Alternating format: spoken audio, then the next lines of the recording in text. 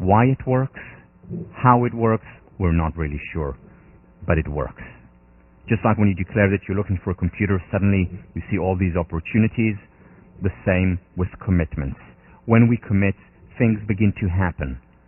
We begin to identify external resources as well as internal resources, things that we didn't see before.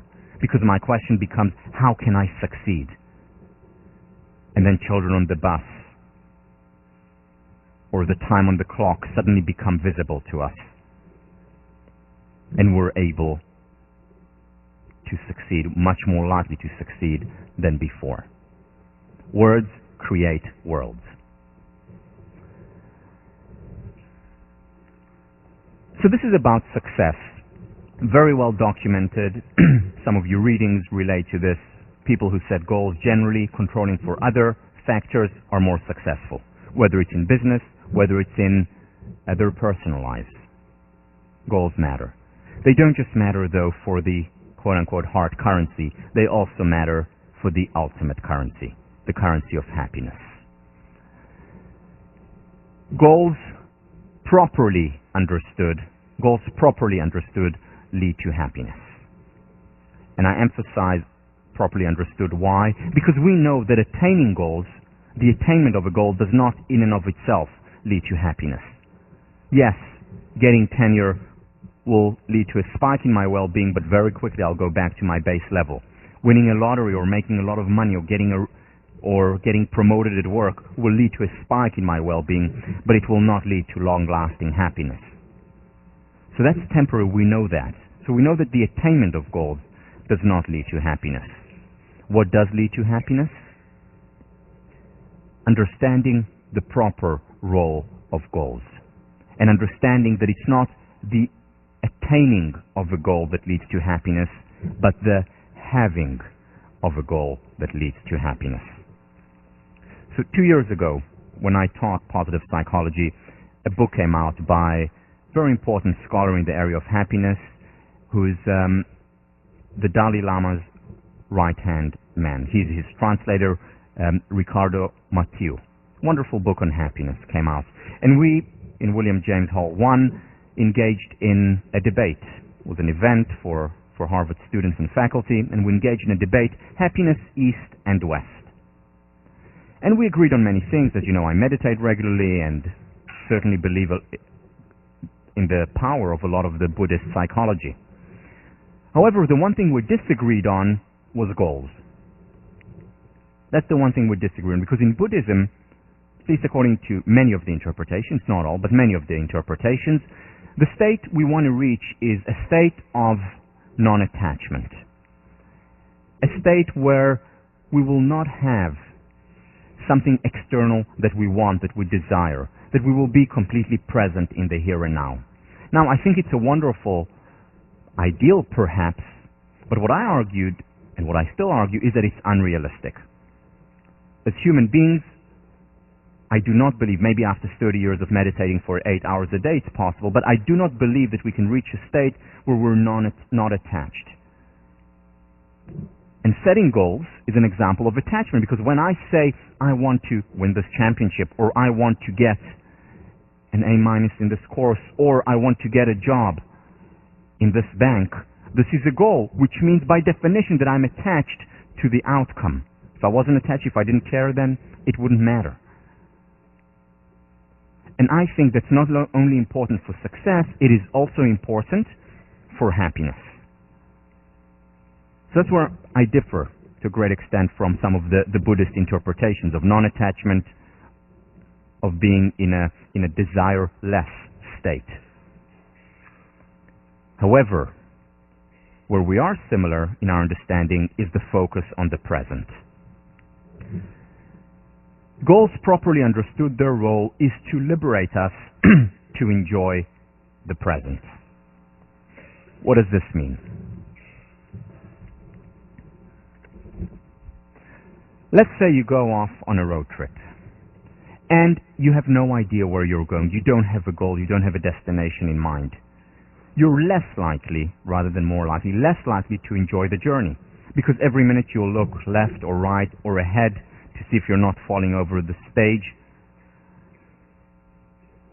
Whereas if you know where you're going, you have a sense of direction, you are liberated, you're much more likely to enjoy the process, the flowers on the side as well.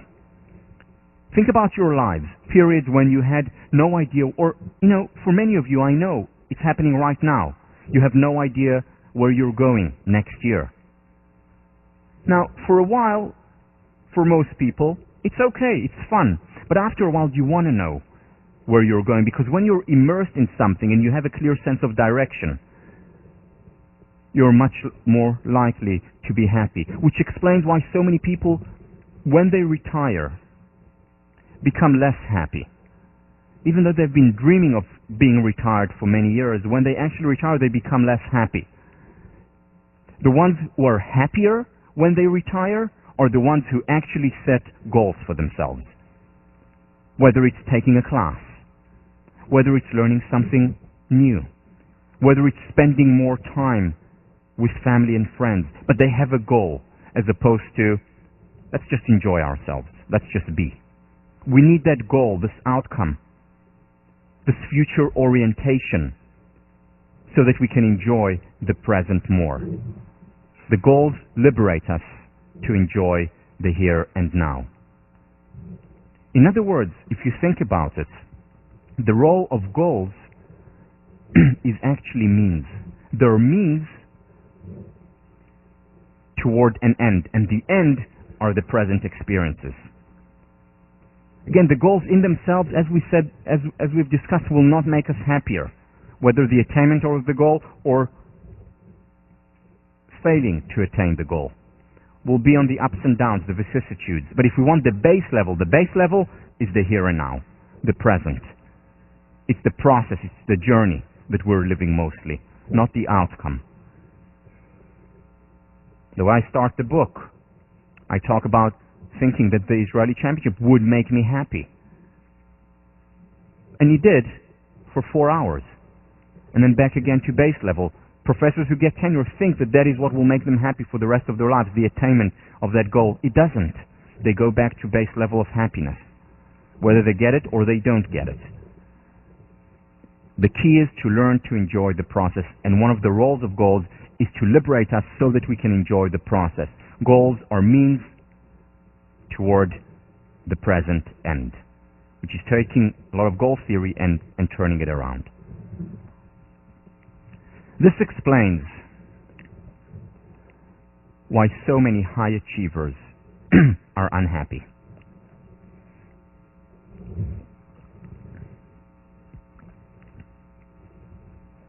This explains why so many high achievers turn to drugs and to alcohol. And by the way, today even more so than in the past, or maybe today we know about it more than in the past.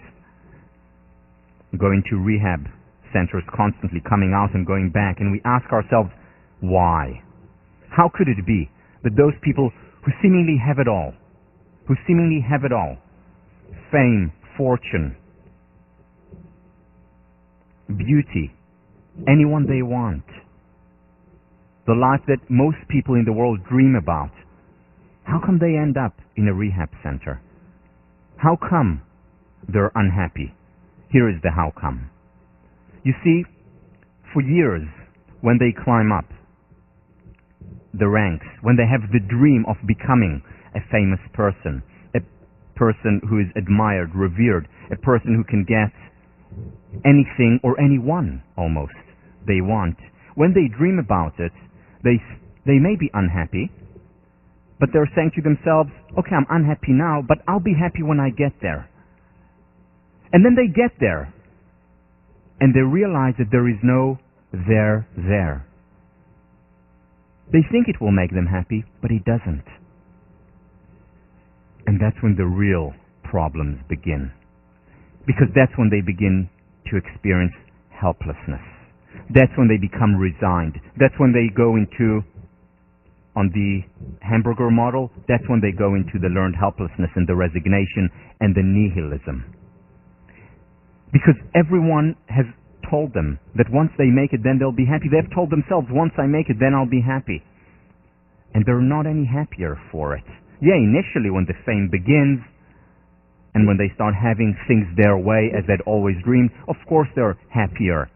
But then they go back to their base level. And when they go to their base level, they're surprised, they're upset, they're disappointed, and more than anything, they're scared. Because what now? Until that point, they were sustained by the hope that when they get there, they'll be happy, but they're not happier, and they're scared, and they're lost, and they look for solutions very often outside of the normal experiences, outside of ordinary life. And where is that? That very often is with drugs and with alcohol, because that takes us out of our normal day-to-day ordinary lives, through good and ill. This misunderstanding, prevalent, and then most people live that way. And they think, and this is why so many people go through a midlife crisis, for example. It's not the only reason, but it's one of the reasons. Because there are many people who are pretty accomplished, who have made it, and then they say, what now? Is this all there is to it? Yes, this is all there is to it. And the challenge is to identify the treasures of happiness that are embedded, that are there in the it, and they're all around us. Again, happiness is not contingent on our status or the state of our bank account. It's contingent on our state of mind, of how we interpret our reality, on what we choose to focus on. And to be happier, it's the present that matters much more.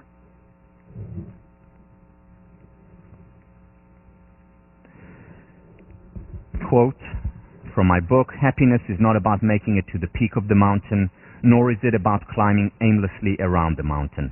Happiness is the experience of climbing toward the peak. It is about having a goal, it is about having a destination in mind, and then letting go and enjoying the process." Now, there are many people who talk to me about it, and again, I went through the exact same experience, and saying, okay, so what is going to be the next job that I take, or what is going to be the path that I take? And once they take a path, there is very often regret. I should have taken the other path. I should have taken this job. I should have gone there. And my response to it is, it doesn't matter. It doesn't, in the ultimate currency, it doesn't matter. Because, yeah, let's say I'm at a job that I should have taken and I would have been very successful there. Fine, I would have enjoyed a high when I became very successful, but that in and of itself would not make me happy. The key is to have the goal. The key is to have the commitment to whatever it is that I'm doing. Now, that commitment may change every 3 days, and that's okay. It's the having of the goals, having of that commitment that matters.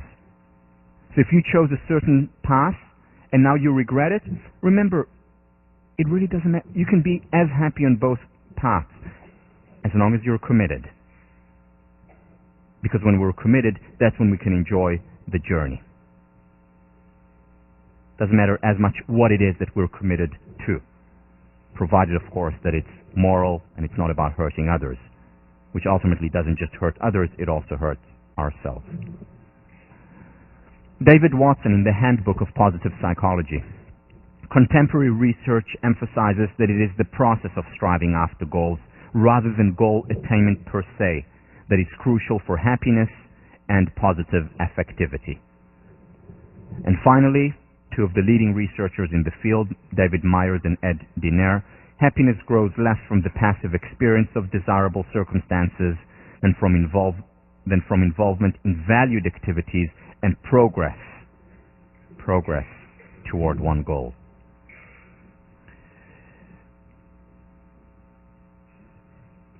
There is a beautiful poem that I think captures, by Gwendolyn Brooks. Live not for battles won, live not for the end of the song, live for the along.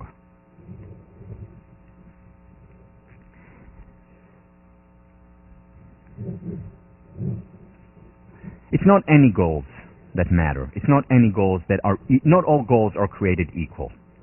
And here is when we do get to a place where it's important to think about your goals.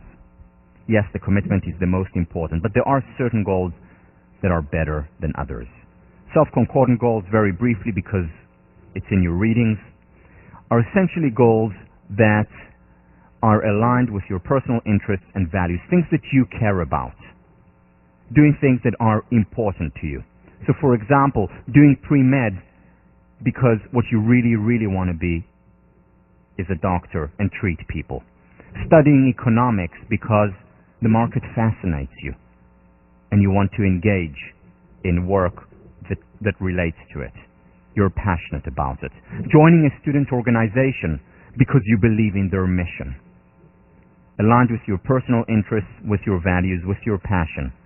These are goals that you choose freely, not goals that are imposed from the outside, whether it's by someone specific or specific people or by abstract society, and doing it out of a sense of obligation or duty. It's to do things that you care about deeply from within. In other words, these are things that you want to do or that you feel, that you perceive as things that you want to do rather than things that you have to do. My teacher, Ohad Kamin, when I graduated from college, and I was debating, I didn't know which direction to go, said to me the following. He said, here is the advice from a 50-year-old. He was 50 at the time. He said, identify the things that you can do, and then, out of those, identify the things that you want to do. And list them down, make a list, long or short, whatever it is. Now, out of the things that you want to do, identify those things that you really want to do. And then look at them, and out of those things, identify those that you really, really want to do, and then do them. One of the best advice that I got, very simple, but so important. And again, it's to take time aside and to think about those things. So what are my self-concordant goals? What is of interest to me? What is valuable to me? What am I passionate about? What do I want to rather than feel that I have to do? And sometimes the answers are not easy answers. Sometimes the answers are not answers that I want to hear. And the implications, the ramifications of following that path may not be as pleasant initially because it may mean going against the grain. It may mean doing something that yields difficulties from other people or from the environment. It may not be the most popular choice.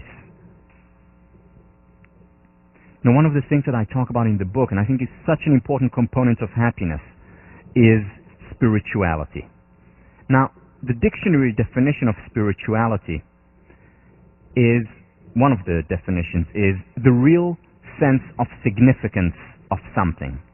So if I see something as significant, as important, as meaningful, I'm having a spiritual experience engaging in it. So what is significant to me? What is important to me? And the thing to keep in mind is that it doesn't matter what I choose, what direction I go in. If I choose something that is self-concordant, that is aligned with my personal goals and mission, I will lead a spiritual life.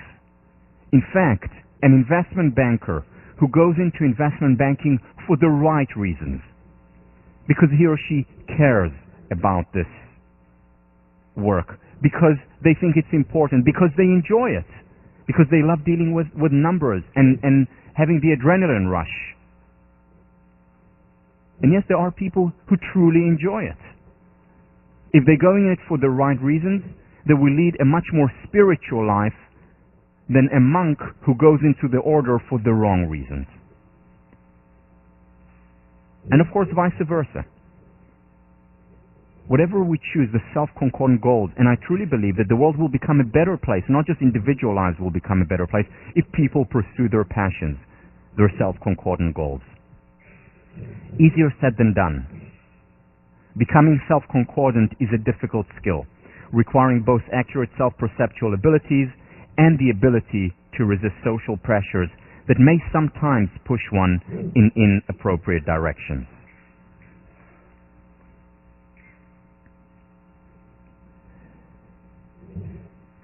But we need to engage in these activities. Why? Because life is short. Life is short. Life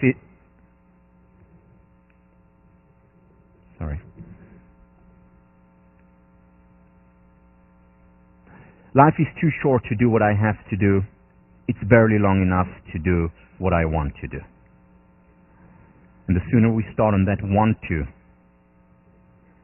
the better. This does not mean that you can't now say to yourself something like, well, my real passion is starting my own business, and in order to get the foundation, I will work as a consultant or investment banker for 2 years. Nothing wrong with that. Perfectly fine, even though it's not your passion working 80 hours a week in front of an Excel sheet. That's okay. Sometimes we need to delay gratification. The danger is that we enter this delayed gratification state for our entire lives. And that becomes the rat race path. And that is what we need to be wary of. This is what we need to keep in the back of our mind. I want to show you a quick video excerpt from one of my favorite movies, Dead Poets Society, where Robin Williams talks about the importance of identifying what it is that we were meant to do with our lives. In other words, our self-concordant goals.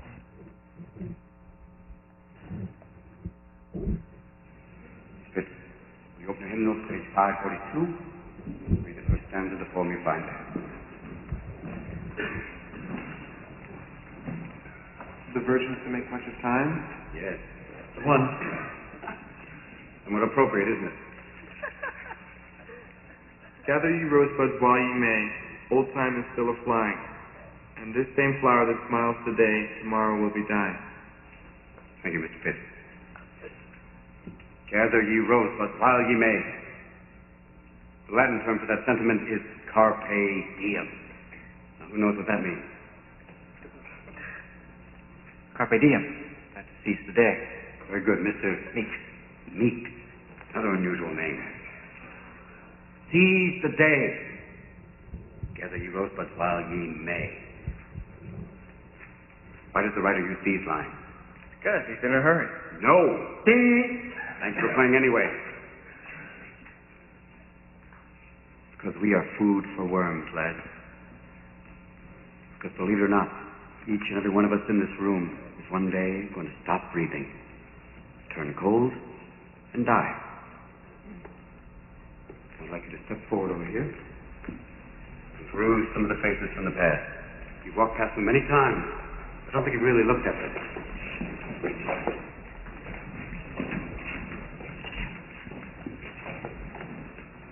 They're not that different from you, are they? Same haircut, full of hormones, just like you. Invincible, just like you feel. The world is their oyster. They believe they're destined for great things, just like many of you. Their eyes are full of hope, just like you. Did they wait until it was too late to make from their lives even one iota of what they were capable? Because you see, gentlemen, these boys are now fertilizing daffodils. If you listen real close, you can hear them whisper their legacy to you. Go on, lean in. Listen. You hear it?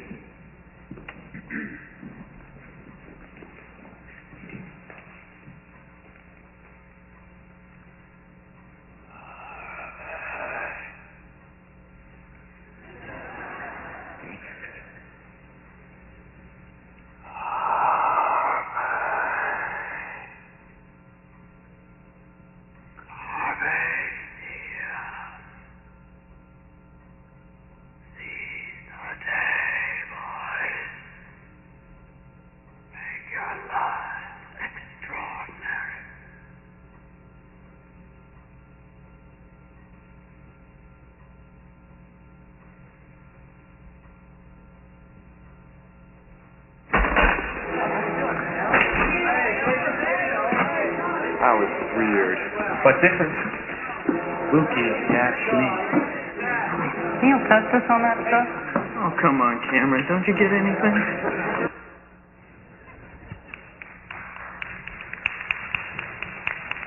So, carpe diem do what you want.